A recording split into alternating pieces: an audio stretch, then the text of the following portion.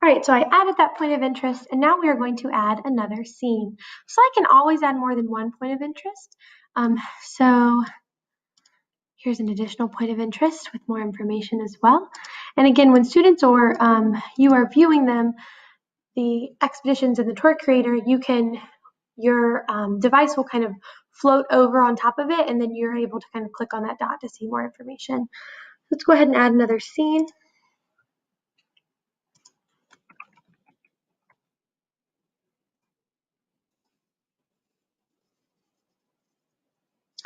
Going to go to the beach.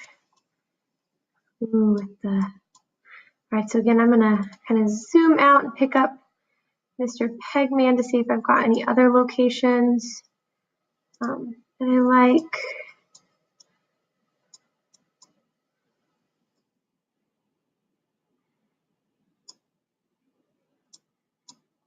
This is a great one. All right, so I'm gonna go ahead and add that scene.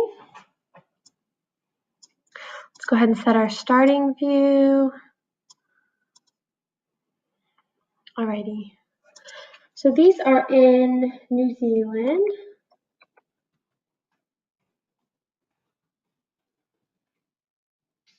Great. So we are going to begin to look into adding another point of interest, but now we're also going to look at adding some narration as well. So what I want to go ahead and add, again, I could add my location, more of a description, but here I'm going to add a point of interest, and I'm going to add narration to the point of interest.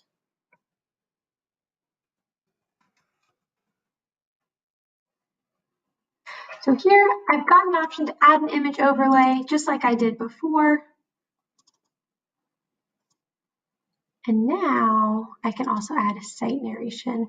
Again, this is a scenario where you do not have the option to record in Tour Creator, so you do have to have your own recorder. I have usually just used an online voice recorder. They work really well, and you can download directly. So I'm going to use that, and then I would search for the audio file just like this.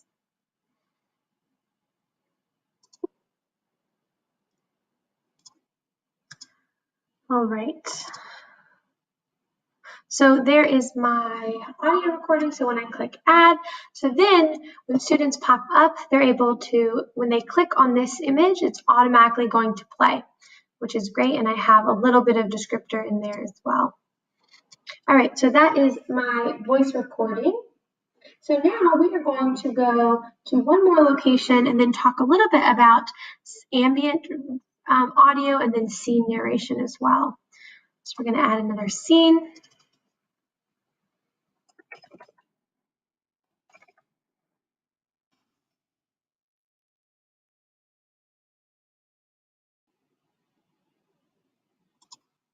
Alrighty, so again, I dragged Mr. Pegman around, kind of searching for one of these blue dots or blue areas on the screen. I'm going to go ahead and add that scene. I want to set my starting view.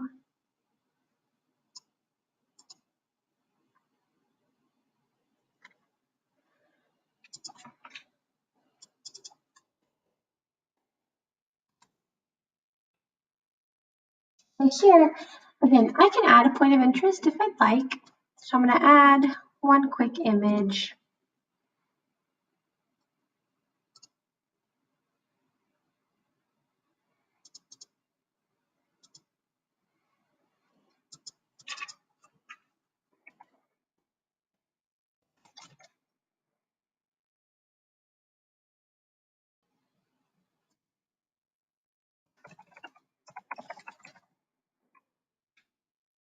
So it adds a little bit of information. So again, as students kind of scroll around and they're able to hop in, they can see and they'll get this information as well. And we'll look at that when it's in the published stage.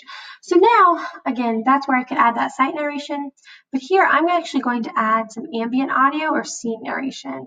Now, really the difference between that is when students hop into the scene, or if you were to hop into a student scene, ambient audio is going to automatically play. So you're going to be able to hear the audio go forward. So The narration will stop, but ambient audio is going to loop again as they hop into the scene. And it's no matter what they're looking at, unless you've got a point of interest that will then that narration will start from the point of interest. So that would be a great way to narrate your scenes. Also a great way for students to explain what they've learned, what they know about the area. So I'm going to go ahead and add ambient audio. Again, same scenario, you're going to have to select an audio file that you've pre-recorded using your online voice recorder. So I'm going to select my audio file. Going to go into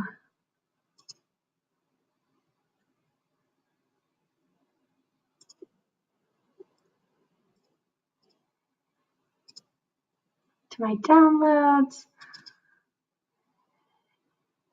I'm going to add that. So that's going to automatically play as people come in to my scene.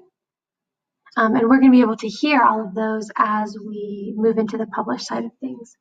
So at this point, I'm pretty much done with my tour, and I want to kind of reorganize it. So if I wanted to move the stone forest to the very beginning, I would click those three dots and move them left. I can always reorganize. Again, this is something that I can reorganize as much as I want. I can always come back and continue editing as well. So now that I'm ready to go, I'm going to head and click Publish. You've got a couple of options. This kind of gives you the information that you need here, but unlisted is really something where people are going to be able to search for your tour. So for example, with a student project, that's probably the best option, but you can still share it. So you could still send it to parents or anyone else. And then public, people will be able to view it and search for it. So I'm going to go ahead and put mine as public and click Publish. All right, so this is the link that I can copy and then have that for my clipboard to send to people. And I can also click View Tour, and then we'll be able to look through our final tour.